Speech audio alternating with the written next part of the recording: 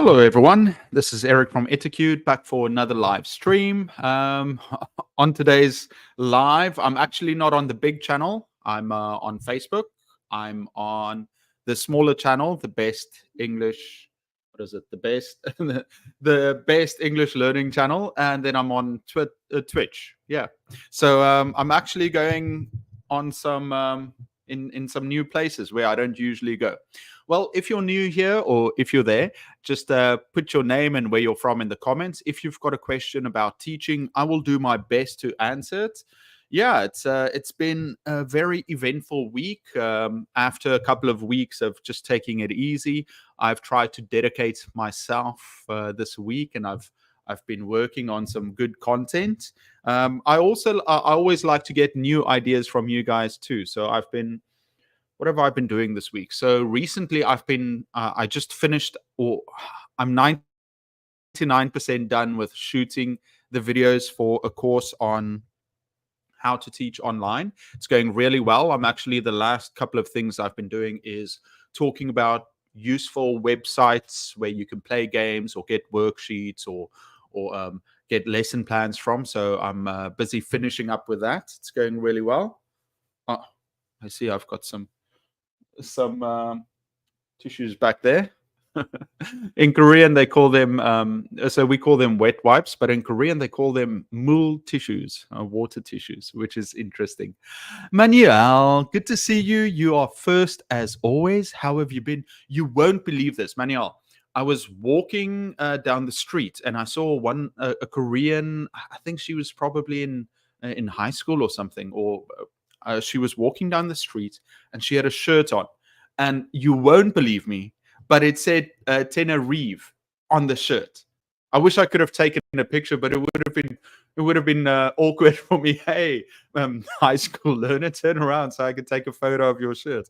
But yeah, no, I saw that and I immediately thought of you, because before you, I didn't really know about Tenerife. If I'm saying it right, I think I might be pronouncing it wrong. Yeah, so I've been making videos on good websites. But uh, what's really interesting is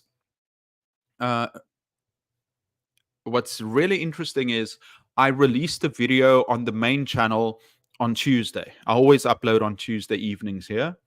And I made the video because I saw many similar videos on YouTube, videos about teachers quitting. So I thought, okay, well, it's about time that I made a video on. Well, I've actually been working on a script for one on why teachers are quitting, and I was working on the script, and I kind of put it on the back burner. So I didn't think it was that popular, but then I saw all these random videos popping up and getting loads of views about teachers quitting. So I thought, okay, my turn. So I made the video, and I also tried to change the way I made it by including lots of TikTok videos of teachers talking about why they quit, or what's hard about teaching. So I made this video, and I made sure to give to link to the teachers. Or did I say the link? Well, I put the names in, but I also have the links. Maybe I should put the links back in. Anyway, so I made this video about why teachers quit, and maybe giving some advice on how we can stem the tide of teachers leaving. And the video is doing exceptionally well. It's one of my best performing videos, and it also looks, so with YouTube you get videos that perform every day, and or they're always getting views, and we call those evergreen videos. And then you get these singular videos that do really well, but then they fall away, that are more timely. So that would be something about the news or something like that. So I always, for my channel, I try to find evergreen videos so that it's useful to teachers. And so I made this video, and immediately it jumps up and it gets views and it does really well. Now, because of that, I've decided I'm going to make a few videos expanding on it before I release some other videos, because I don't want to jinx it. So I'm going to make a few more videos that are related to teachers leaving, and see if they also perform well. Because I don't want to jinx the video doing really well at the moment. Oh, let's see. Chedley, hi from Tunisia. And also Lei Francisco Dizon from the Philippines. Hi. Guys, how are you doing? If you've got any thanks, you can come at any time. I would love to. I really need to learn more about it. Yeah, so yeah, guys, if you've got any question about teaching, I always write down the things that I should talk about, and then I put it in the file of all the videos I need to make. I am a little bit sad, so I didn't want to jinx that video. I didn't want to, by introducing a new video while this other video is doing well. I didn't want to do it yet, so that's why I didn't go live, or while I'm not going live on the main channel. So we'll see in the future if I go on the main channel again, because I do miss talking to everyone. And sorry if I'm speaking very quickly. I get very excited when I'm talking with you guys on this live stream. I should start speaking slower. Yeah. Yeah, so if you have any now I'm going into the voice I use with my students, which is also not great, because yeah, anyway. So if you have anything you would like to talk about, put it in the comments below, because I'm going to be making videos about it. Um, and also, yeah, one of the reasons I started doing these videos, making these videos, is so that I can improve as a teacher too. And I'm so thankful every time I have a class and we have to do some activities, and then I realize, wait, I've made videos on these, so I'd like to do it more in the future too. Costa, how are you doing? It's good to see you. Yeah, you're on the YouTube channel too. Excellent. I like this little YouTube channel. I made it as so I want to focus all my attention on the main channel, because it's important to me. But uh, I had so many extra videos that wouldn't necessarily fit on the main channel, so I decided to make this smaller channel. And my dad helps me with editing. And the channel is doing okay. I think it doesn't get as many views as it deserves for some videos, because some videos are really good and I think they deserve to get promoted more, but they hardly get any views. So I'm trying to push it a little bit more. Okay. Ooh, this is a nice one. Sabri, how to teach crowded classes. How to teach crowded classes. Yeah, so crowded classes, teaching big classes. This was one of the main issues that teachers had to deal with, and I made a video on how to teach large classes. And what it comes down to is teaching large classes. You've got to be more in control of the students, and you've got to find a different way of connecting with them. So first off, your procedures are very important in those big classes. You're going to have to focus it, and the type of activities that you're going to do, it should be simplified and also at a level where most students will understand. So in smaller classes, you're able to diversify your lessons. But in large classes, because you've got so many, you've got to be sure that the students know exactly what is expected of them. So bring the level down a little bit more. And then the managing the classes, you want the students to be sure about what is expected of them. So you're going to want to find a structure to your classes from the very start. That means that when the students come in, they're supposed to sit down. You're going to want to have a way to start. Maybe immediately when they get into class, they should take out their books and they should start with some kind of work, or they should review what they did the last class, and they should prepare because you're going to ask them some questions about it. Or once they take those out, you can also, teachers have different ways of starting class.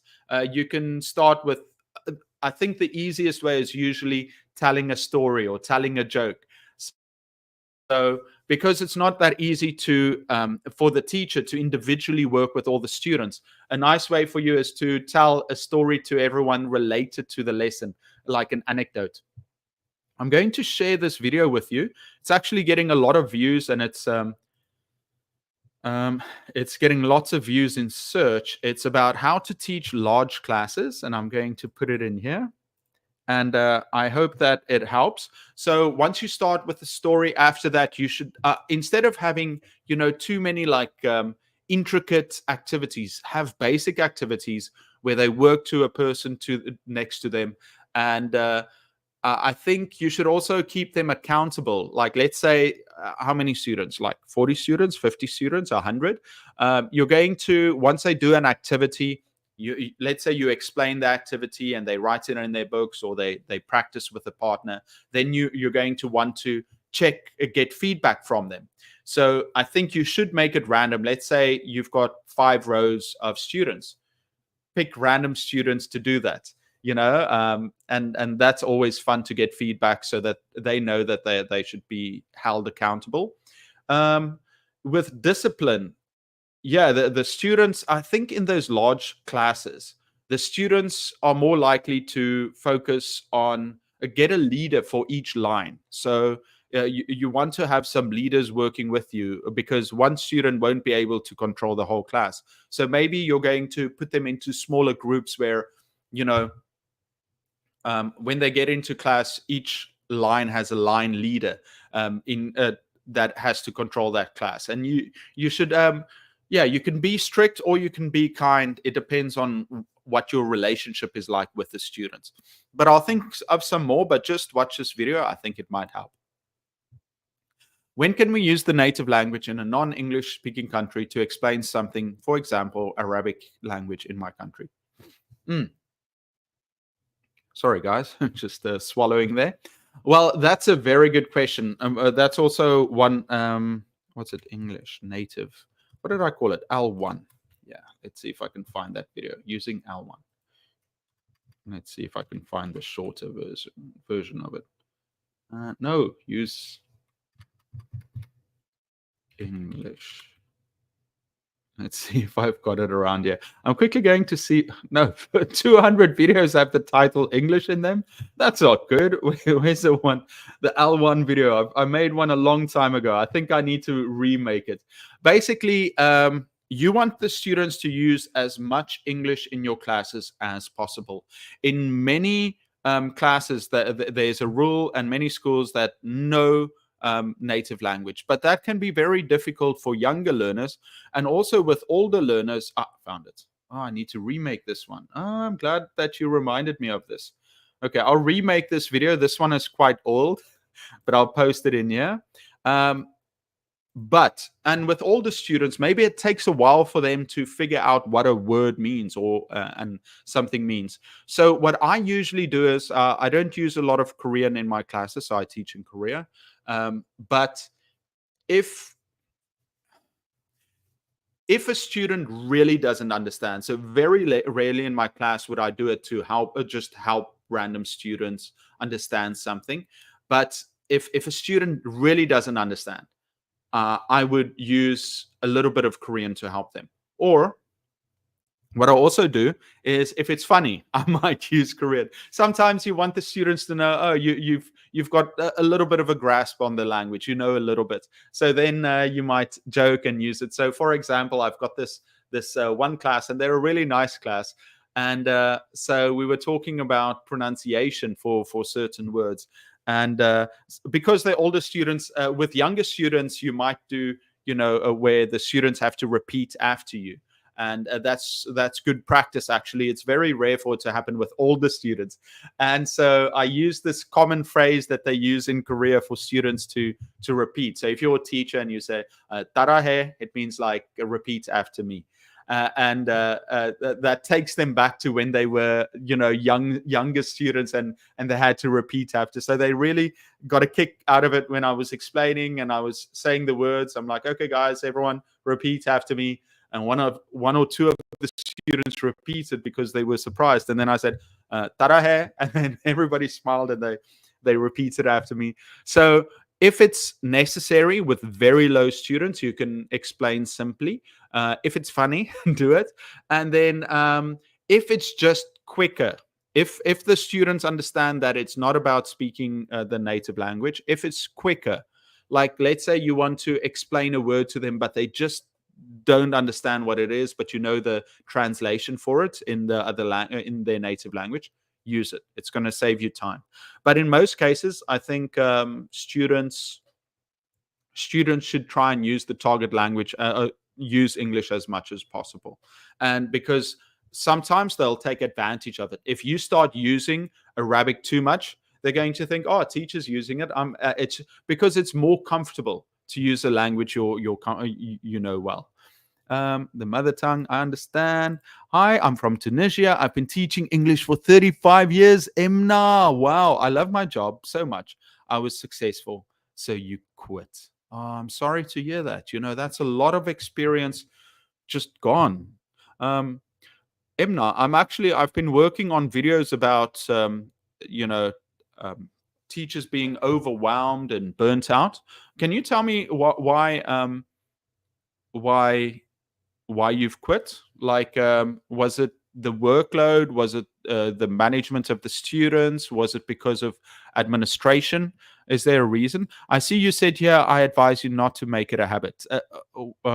Quitting or making the videos, or I don't know what that one's for. Manuel, let me know your opinion. I recommend that people watch streaming with subtitles for helping for understanding better. I enjoy subtitles, especially I used to watch a lot of Japanese animation, so I would watch with subtitles, and also yeah, so I would watch, and also Korean shows I would watch with subtitles. It can be a little bit distracting when you're watching a movie, and when you're watching a movie and you don't really understand what's going on. It can be a little bit distracting when you're watching a movie and the subtitles are there, but it does give you a better understanding, because often with some of the some people, you don't exactly hear what they're saying. Maybe it's during an action scene, and they give extra information sometimes in the subtitles too. So I think it's a good thing, to learn to read and to watch at the same time. But it does take away a little bit from what you're watching. But I think it helps you in other aspects too. So it depends. Sabri, I hope it helps. Crowded classes, only reading it, I'm profusely sweating. No, it happens. No, it's been a while since I've had a very big class. I've been fortunate recently to have smaller classes, but when I first started teaching, I used to have 30 students in a class, 30 to 40. And then I remember a few years ago, I did a seminar with teachers, and there were 100 teachers there. I don't remember what I taught. I thought it was an interesting presentation I gave. I focused on many activities and gave them lots of speaking roles, and they really enjoyed it, I think, if I remember correctly. But I remember this one story of one of the teachers. They were talking. I think they were doing something like two lies and a truth and two lies, and she told us about it, and then the one truth. Well, she said two truths and one. Sorry, what am I saying? Two lies and one truth. Uh, two truths and a lie. And one of the things she said is, in the past year, I went on 100 dates. And everybody thought that was the lie, but that was the truth. And I found it remarkable, because this lady really wanted to get married. And so she got set up on 100 dates during the year, sometimes two on a day, going out for dinner, going out for coffee. And it's because she wanted to find someone to settle down with. I really hope she found someone, because you've got to applaud that tenacity. But yeah, I thought that was really cool what she did. I don't remember if she found someone. I think she said she hasn't really found the person. And, I think I responded like, well, got to go for the next 100, I guess. Okay, Chedley, it could end up that you are talking to students in native language the whole class, though. Yeah. So for the students and for us, if we start using the native language too much, the students get comfortable with it, and you want them to be a little bit uncomfortable and try and speak more. Yeah, it could be 35 years, but being burnt out.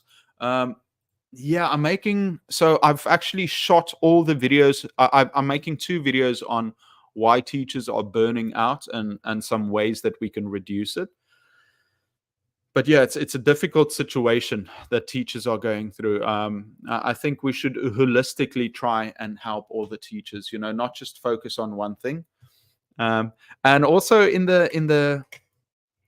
on the video itself, I found so many interesting comments on what people are talking about. Let me quickly see if I go to the comments. I wonder if I can share it with you. I think I can.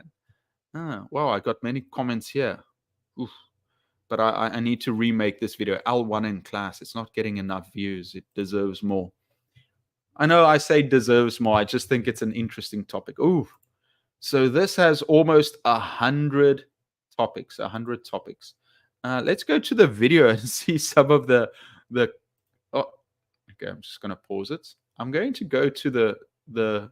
Let's see if I can share it with you guys. Share. Okay, let's see. Present. Share screen. Why teachers are quitting. Share. Haha. How does this look? Not too bad. Okay. Here we go. Everyone can see well. So this is the video. And as you can see, I use, well, teachers in there and then me talking. Oh, but I had a heartbreaking comment in there. Someone said, Eric, it's a good video, but your room looks too shabby. I suggest you get better lighting, because it basically came down to I look old and the room doesn't look good. And I was thinking, oh yeah, I'm not 100% happy with the room, but this is what it's going to look like for the next 9 months. Yeah, I think how long? For the next 10 months, it's going to look like this, because I don't see myself changing anything until I move back and get a better apartment and I'll get a new setup. Because in the past, when I used to live stream, it was just me and that couch behind me, and that was just what it looked like. And well, people complained about the old couch, and I think this setup is a little bit better than what I had in the past. But it's like if you look at a photographer, there's a difference between someone that can take really good photos and someone that's not good at it. The majority of people aren't very good, but then there's a small percentage that are very good. And I think where I fall is kind of, I can see the difference between the two, and I try to improve my photography, but it's not quite there. And it's the same with me setting up these videos. I had zero idea of taking videos, sound and lighting and background design, and I'm still not very good at it.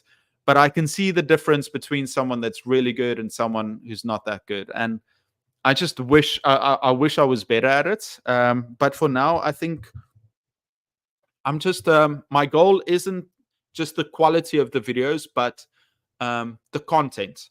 I hope that the topics that I'm approaching, and people can see that I'm trying to improve the video quality and what I talk about. And I really hope to make it more useful. For now, I'm making more content that people are asking for, and I'm trying to cover everything out there. But I really want to get back to making videos explaining lesson plans, creating the worksheets, and explaining fun activities and ways to teach it. I think ultimately that is my goal. But before I can get back to that, I need to create these videos, because people are asking for them, especially now that I know that a lot of people are looking at these videos about teachers quitting, and maybe they appreciate using TikTok videos in between, or maybe like me reviewing things like this, maybe they enjoy it more. But I was thinking, let's go through some of these comments. So I'm going to go through the newest ones first. So I haven't really looked at all of them. Same in Brazil. Give that a like over there. I was always told by my family that I would make a good teacher. My sister compared me to Miss Honey from Matilda.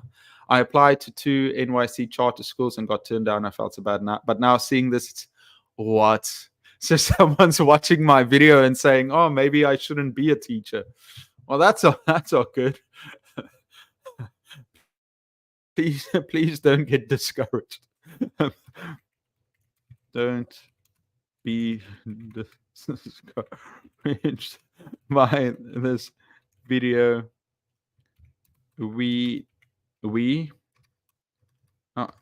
let's say we humanity need good teachers like you. Okay, and let's give. I usually just go with a few types of emojis. My go-to emojis. I really like the praying emoji because it shows that I'm grateful or that I wish something, and then usually this smiling emoji. Yeah, so I'm gonna post that one. Oh, I didn't post them. Time to put back the emoji. Sorry, this is very important stuff. I need to add no, not those emojis. I wonder what the difference between an emoji and emoticon. No, not there. Emoji and emoticon. Is there a big difference between them? I think there is. No, no, no, not there. Sorry, guys. Very important stuff. Need to put this in. Otherwise, why do you hate me? Let's enter and then let's try again. Okay, fine. Just stay there. Okay, guys, let's stop sharing and let's talk again. Okay, let me know your opinion. I remember. Oh yeah, sorry, you talked about that before, Manuel. It's funny. I'm on Twitter, but on Twitch, but I don't think Twitch matters. I really miss not streaming to the big channel. I think it's important because a lot of people don't see the live stream. But I'm very grateful for you guys being here.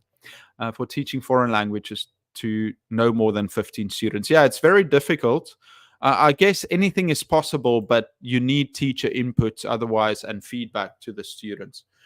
Watching from Saudi Arabia, shout out. Hi.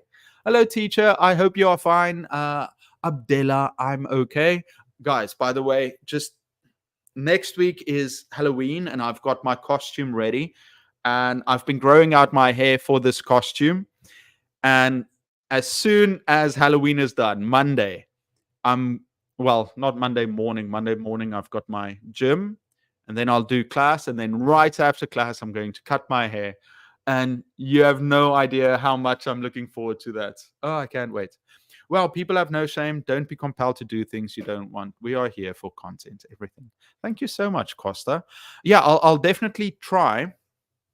I'll definitely try and improve the videos. It's important to me, so I want to do better. But for now, I just going to focus on content, putting out as much as possible.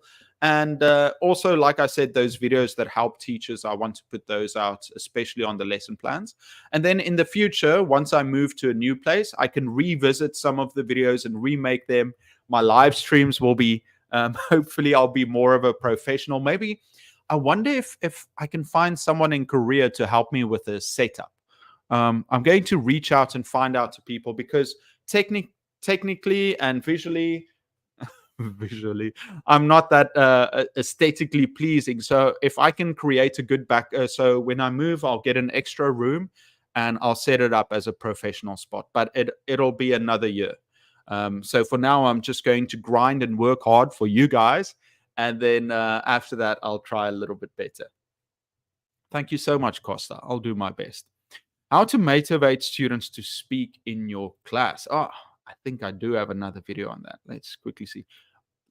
Especially to speak. Let me write that one down because I think I've done a video on student motivation. And I felt like I need to do student motivation and then how to get students to talk to speak in class. Okay, how to get students to speak in class. Yeah, so I've done a video on student motivation and I want to remake it. But now I just wrote down that I really want to make more videos on. Here we go. I actually did a live stream in 2020 when I had a mask on. Why did I have a mask on during the live stream? I see that. So I'm in my old apartment and I've got a mask on. I can see it's one of the first live streams I ever did. It's February in 2020. So it's 4 years ago, more than 4 years, 4.5 years. And I'm wearing a mask and it talks about student motivation, talk time, practical English. So it's lots of things like that. I'll share the video with you. Maybe some of you guys will enjoy it. It's going to be horrible. Oh, it looks so funny. I'm going to share it with you. very old school, Eric. See if I've changed much. And then I've also got one on student motivation. But I'm going to give you some tips now on motivation. I'm going to give you some tips now on actually, one of the videos that I've made because you guys suggested it is I started making a. I'm busy working on a video on teacher motivation, how we can motivate ourselves to be better teachers and to work hard. So I'm busy with the video like that, and here is the student motivation one. Well, when you want students to speak, they're going to be reluctant to speak. They're not going to want to speak. So one of your biggest jobs as a teacher is to get them to actually talk. How can you do that, especially with students that are lower level? Sorry, guys, I've got a burp. Okay. How are you going to do that with students that are lower level? Is you want to make it simple for them. So first of all, you might want to use some foundational English. You might write some words on the board. You can do an example of an answer first. And also you want to progressively get them used to talking in your class. So when students come into my class, I always tell them, when I tell them the rules, I say one of the rules is you have to speak. There's no just staying quiet. I expect you to speak because if you don't speak, I can't help you and you won't improve. So when you walk in that door, you are a talking machine. Talk, talk, talk, talk, talk. So nobody is shy. It's against the rules. I've had some backlash to that where a student will say online, someone saw that video and said, "Oh, I'm a very shy student. And because of rules like that, I won't speak more." And I think it depends on the way that you approach it. If you're like super hardcore, like, yeah, you have to speak, they're going to be scared off. But if you say in a fun way, in a good way, you're like, no, nobody is shy. I don't allow shy students in my class. That's a crazy thing to say, but it's just a tease. And then you want to use some building blocks. You can give them example answers. So let's say when the students come in, you want to get them talking as quickly as possible to break the ice. So maybe when they walk in, you start with simple questions. "Oh, how are you today?" "Oh, I'm fine, teacher." They all know that.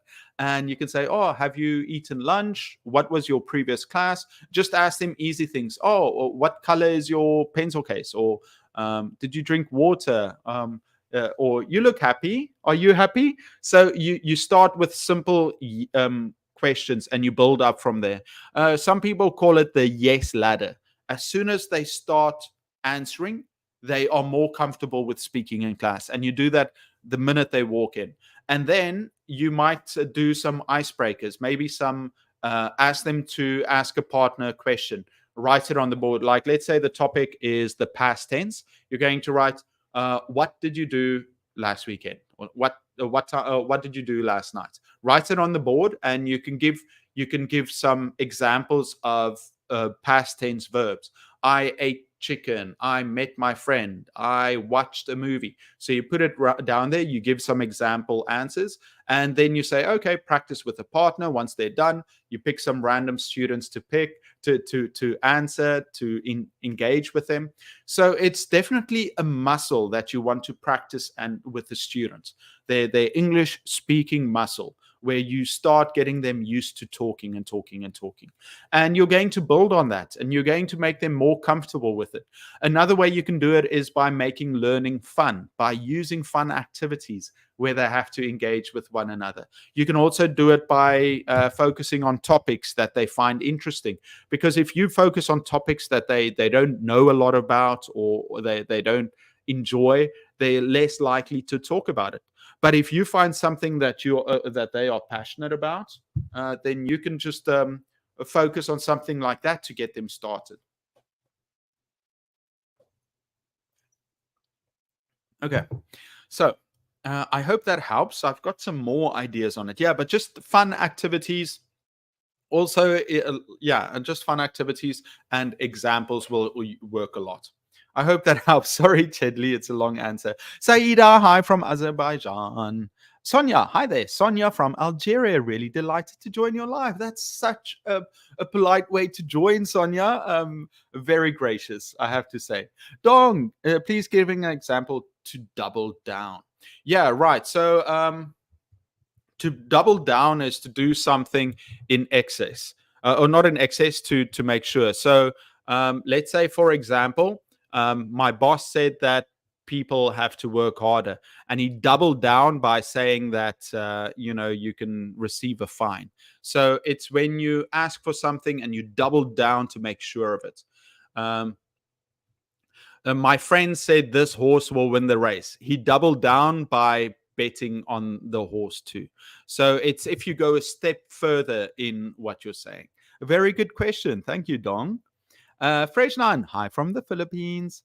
Remy, hello, teacher. That's been long. Remy from Haiti. Hi, good to see you, Remy. How are you guys doing? Hi, Eric. I'm Daniel, watching from Osaka, Japan. I love Osaka. Love all your videos and your live streams. You're a great reference. I'm so happy, Daniel. I love Osaka. I would love to visit again. Yeah, Osaka is a beautiful city. I think there are so many amazing things to do there. I would love to visit again. Thank you so much for your kind words. I really appreciate it, Daniel. Manuel Costa Molina, could you come from the scratch where you come from your words? Sometimes we would double down with their words. Don't get me wrong. No worries. Thank you. Svetlana. Hi, Svetlana. Sorry, but I have the preposition. Would you like to place the topic of every meeting on the screen or wall of your room? Never be afraid to ask. Please ask the question. Usually, in the past, I had topics. So when I first started these live streams, I was very nervous. I wanted to prepare. I was so afraid of white noise with no one out there. So I would prepare. I would have a topic for each live. I would have a topic for each live. Maybe it's better if I sit back a little bit. I would have a topic for each live stream, and I would put it up there, and I would prepare for each live stream with some points to talk about. And I think it actually went really well. The problem was that every live stream was like a presentation I prepared for, and I would get stressed about it, and I would put in work, and it would take away from all the other videos and content I was trying to make.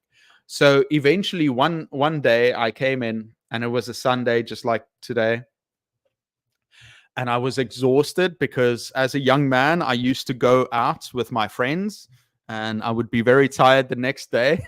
And also I'm old, so it takes longer for me to recover. So I was doing the live stream, and I just said, Eric, it's okay, just do the live stream, you don't need to prepare. And I had such a fun time just chatting and taking questions. And then after that I said, I might not always do a topic, but I might do more topics in the future. What I plan to do is I'll post on the YouTube page and on Facebook. I'll ask what should I discuss in this live stream, and then I'll prepare a little bit more for it, and I'll take some questions in between. So Svetlana, thank you for the tip. I think I'll do something like that in the future. Yeah, and never be afraid to ask questions. I'm here to try and answer them, and I'm not sure if I always do a good job, but I'll try. So please ask. But it reminds me of this one joke that I saw. It's no reference to you. It's just a funny coincidence where someone was selling something on Facebook, and someone said, um, uh, I want to buy these products. Do you ship to Spain or wherever? And then the person said, I'm afraid I can't ship there. And then the next person said, don't be afraid. There's nothing to be scared about. If you can't ship, it's okay. But yeah, it was just a funny little second language joke that I saw somewhere. I'll post if I can find it. I'll show it to you next time. But I thought it was cute. Not that your situation's the same. I'm just it reminded me of that joke. Wahi Salam Wahiba from Algeria. Hi. Oh, sorry, I was there. Um, And then Chedley, some teachers pronounce English well, but their students can hardly understand them. No communication. Yeah, it's difficult. I think, especially with students that aren't that good at English yet, you want to speak slower, and you want to use simple words, and you want to use lots of pauses. The way I speak now is completely different from when I speak to my students. Let me try and get into my teacher voice. Hello, everyone. Today we are going to have a live stream. In this live stream, we will talk about Chedley's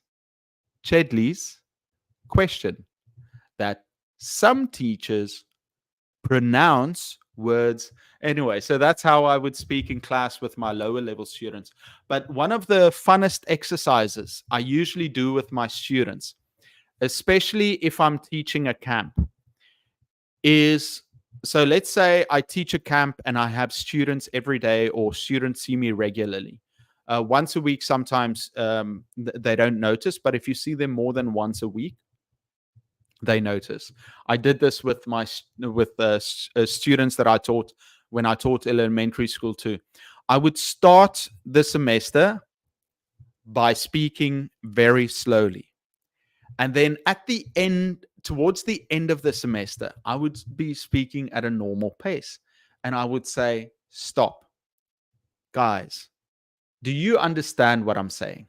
They would be like, "Yeah, we understand what you're saying." And then I say, "Isn't that amazing? The very first week, I was speaking like this, and English was difficult. But now, 3 weeks later, I'm speaking as though I would be speaking to another native speaker, and you understand everything." And that realization, you can see their eyes go up, and they're like, "Wow, I am actually improving." So, even though students don't understand at the start, when we first start, we have to slow down way more.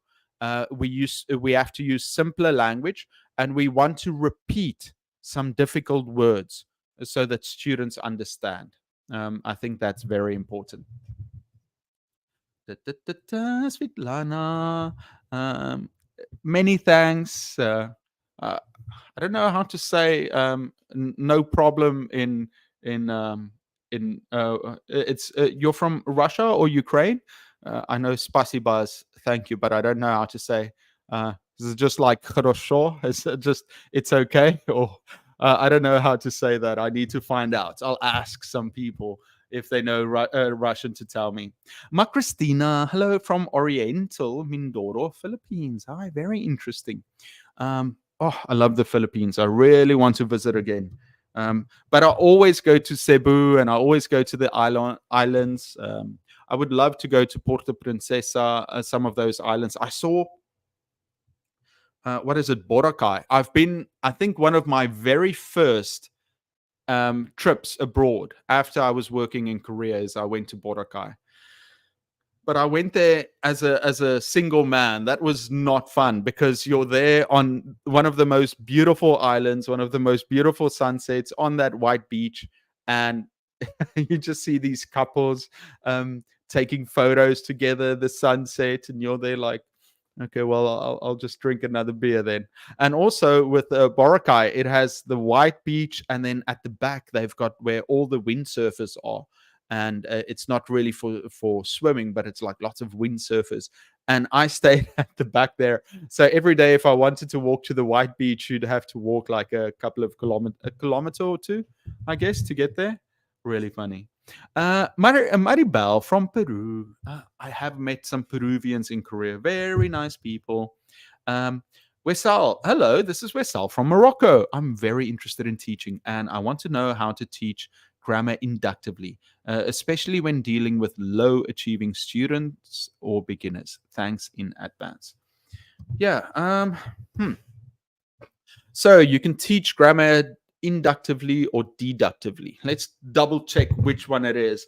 The one is where you give them the rule. The other one is where you give them examples and then they figure inductive. I just want to make grammar teaching. Let's see. because I've used both. Okay, encourage to discover it. Okay. So you want to, instead of giving them the rule, you want to give them examples of it, and then they have to figure out the grammar rule. Okay, so yeah, I think you're going to want to give them examples and practical examples, and you can ask them to try and see what some of the how is it the same, or what can they notice about it. So if you're going to do conditionals, you're going to give really good examples, and you can give them examples and then show them how to create their own sentences. And then another way for them to do it is you can say, okay, so uh, if I wake up late, I will be late for school. If I wake up late, I will be late for school. And then you can work with them together. If it rains, we will get wet. And then you ask them, okay, these are the two sentences. Can you make a sentence like that? What is similar? And then you have if, simple present, and then you've got then, future tense. And so you show them this example, and then they create their own examples from it. So with the inductive way that you're going to teach, make sure you give examples, make sure you practice those examples and they can figure out the rule. And then you want them to make their own specific answers using the example to understand. So yeah, I think inductive grammar teaching is important. Oh, that's one of the ones I need to remember. The difference between inductive. Thank you so much, inductive.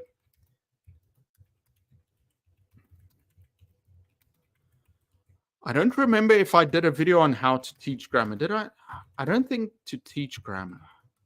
I don't think I even made a video on how to teach grammar. I should make that again. Let's check. How to teach. I made one for the course on how to teach grammar. Ooh, I might not have it. I made a video recently on how to teach grammar online. How to teach grammar. I don't have it. That's a very important video. Ooh. Okay. Wasal, thank you so much. I'll make that video. Yeah. So back to why we're using inductive. It helps them be more observant, and it gives them like a it promotes deeper understanding of grammar, and it encourages critical thinking. Let's see. Yeah. So present examples, guide their discovery, help them formulate the rules, and then they have to practice and apply it and create their own. And once they create their own, you might want to encourage them to also use it in maybe a dialogue in a bigger format with another student, so that they can use it in a dialogue or some kind of activity that they do with a partner or in a group where they can apply it. And then at the end, you want to reflect and remind them, okay, so this is what they've learned. I think reflection is the one thing that we don't do enough of. And that's why sometimes we teach something and we feel like, oh, the students all get it. They just get it. But then afterwards, a week later, you ask them about it. They're like, did we even study that? I have no idea what you're talking about. And that's because we don't take enough time to reflect. And also in the next class to maybe just go over it and to review what they learned. So let's quickly look at deductive.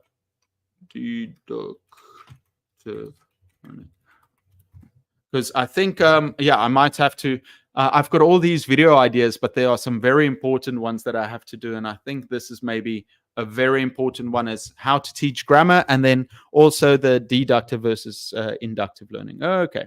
So the deductive way is explicit instruction. So you're going to give them the grammar rule, and you're going to apply the rule, and they have to use it. I think most of our teachers use this rule when we were learning, is where the students actually, they just get taught the rule and they have to, it's like memorization. They just have to use it one after the other. It's very structured and it's teacher centered. Whereas with inductive, it's more of the students analyzing and trying to figure it out. So the steps in deductive learning, it's the presentation of the rules, you give examples, practice activities, you get feedback, you check the students' answers, and I think when you prepare for this way of teaching, for both ways, you're going to want to focus on some common errors that students are making. So that is why when I'm going to work on this course on how to teach these lessons in specific grammar, one of the things I'll focus on is typical errors that you might see when teaching that grammar. So very good. Thank you so much. Now, why is deductive maybe a better option for some teachers? I use both. It depends where we are. But I feel like deductive is something we use a bit more. It's because it gives a bit more clarity because you have the rule there and the students understand it immediately. It's a little bit more efficient. So you don't have to waste time for the students to think. You're just like, guys, this is the answer. Now memorize it and use it. And, it's immediate that they have to use it. There's no... they don't have to search for it. Okay. But the problem with deductive, instead of inductive, with inductive, they're actively trying to learn and to figure it out, or what the rule is. Whereas with deductive, it's very passive. They just have to take in the information. So they're not as active in it. But very good question. I'm going to make this video. I think I'll just make the video on inductive versus deductive. That's a quick video to make. I'll see about the how to teach grammar. That's a big video, but maybe I'll just make it because I haven't made it yet. So I should cover it at some point. Okay. Svetlana from Ukraine. Okay. Thank you for letting me know. I thought so. Should we care about grammar when we want to improve our speaking skills? A little bit. Yes. You want to know some basic grammar, but some of the best English speakers don't know any grammar. And I mean, if you talk to most native speakers, they never really studied the grammar either. But if you want to be more accurate, you can learn a bit of grammar. But because I still see non-natives making many mistakes. So if you want to be more, if you want to understand it deeper, then you might want to use grammar. So I would still say there's a big grammar has a big place in learning English. It's very important, but I guess practicing your speaking skills and your understanding skill is maybe a bit more important than that. But that's what I think.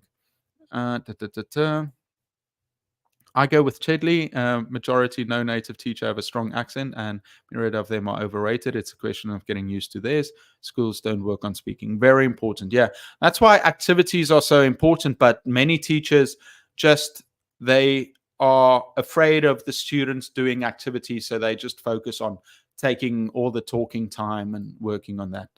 No time enough. Hello, teacher. Hi from Cambodia. So, Peep, thank you for sharing. Thank you. Marcelina from Nigeria. Hi, welcome. Greetings from Madagascar. Thank you for sharing. Glad to see you. Thank you so much, Manuel. You are my new favorite because you're here every time and you're always giving comments. Manuel, you are a star and you're my new favorite. Let that be said. And then Nadura. Greetings from Gambia. Yeah, everyone. We didn't have the support from the larger channel, and even though we didn't have the larger channel, many of you came in and you said hello, and I really appreciate it. You gave me so many ideas for videos I still need to make, and you brighten up my week. I've got lots of work I have to do this week. I'm going to make more of those videos on teacher burnout and why teachers are quitting. And I'll continue with the online course, how to teach online. And then I think I'll quickly also make some videos on how to teach grammar and inductive versus deductive. I'll shoot the videos. But for me, so where I am right now, it's really comfortable to shoot, but I'll probably put it on a laptop and go and work in a cafe where I can focus because, I find it difficult to focus at home. Anyway, guys, thank you so much. The grammar translation method, I don't think that's the best approach. There are ways that you can use it in class, but not if you want to have the students actively learning. So that's something we'll do. Alina, greetings. Thank you so much for joining. I'm very happy to see you. And yeah, everyone, yeah, my night has been made. Um, uh, Chidley, yeah, I don't think it's perfect, but let's look at it next week again. Everyone, thank you so much for joining. I had a wonderful time, and I'll see you all next time. Bye bye.